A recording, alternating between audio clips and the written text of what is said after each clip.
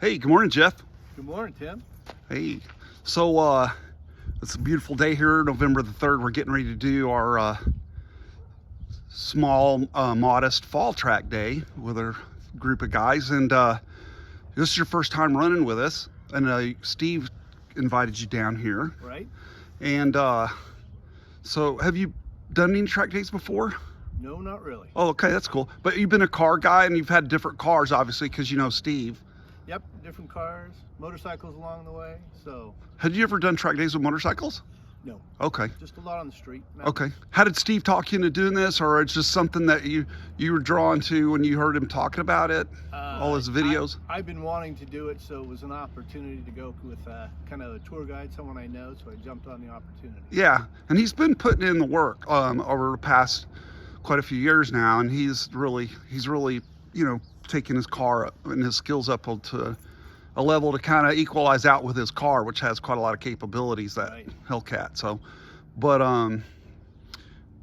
I was intrigued. I just met you yesterday. We just met, and I was intrigued. I heard just a little bit about your car, and then I kind of shut it down, and I just wanted to hear. So, what is this exactly? The blue beauty over here. The clever story behind the car is I went shopping at one of the major auctions in Las Vegas. I'm from Fresno, and I went over there looking for kind of an older car, kind of a modest car that went for a little bit more money than I was willing to give, and then I fell in love with this one.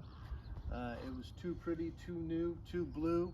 I love blue. Sitting there, And that white it's got stripe. the Ford stripes on it too, so Yeah. if it's a Ford car, those are good colors to have. So, yeah. So it basically. So when did you get it?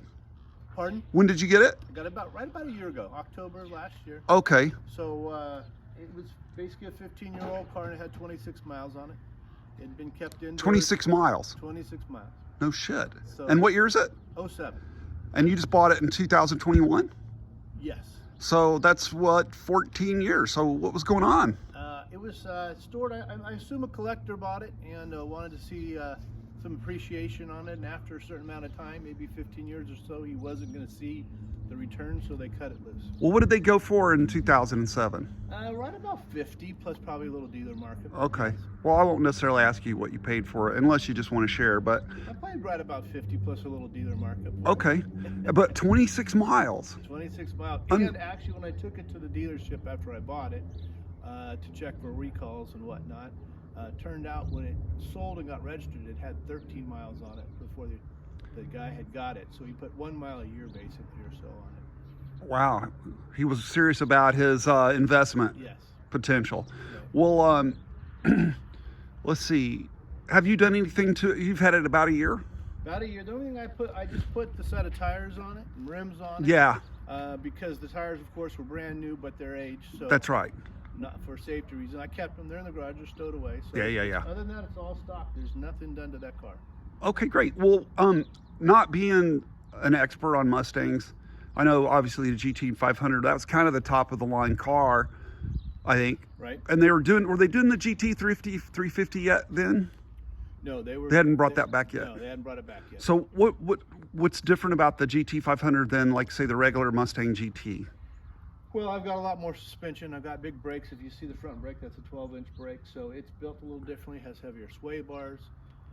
It's got a little of this, Shelby come along with it. It's really an SVT car that Ford put together with their program. Gotcha. Special vehicles team. Yep, and there's a little supercharger under the hood which pumps it up to 500 horsepower. Oh, wow, yeah. Right. Well, that separates it from the Yeah. from the voice. from the yeah. They're every one of these GT 500s came with a 6-speed, so it's a manual car. I was going to ask you that. Yeah, that's awesome. And now, does it have any extra provisions for, like, cooling stuff for oil temperature, like auxiliary cooling? Not really. I'm sure it's oversized. I don't know the engine that well, but there's not any. Yeah. This car is basically a no technology car, so there's no screen in it. Great. There's almost no dash lights. You can actually turn off the one light that shows the few gauges that you have, such as mileage and hours run and miles per gallon. You can actually turn it off, so you go completely old school and there's no electronics on the dash. I love it.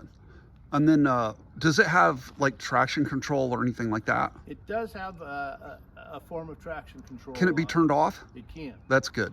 It can be turned off. And that older style can be a little bit brutal. I don't know if you've ever got to experience it.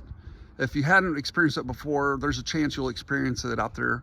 And it can be upsetting when you start, at least when you start getting really the feel towards the end of the day or your next time or two at the track, and you start really kind of feeling more comfortable and pushing it. Okay. And you get on the edge. Some of those older traction controls, or earlier primitive ones, they're pretty harsh on an environment where you start feeling that you're more dancing on the edge, and you've got a lot more subtle control, refinement, you know, with your driving. So anyway, so how many miles does it have on it now?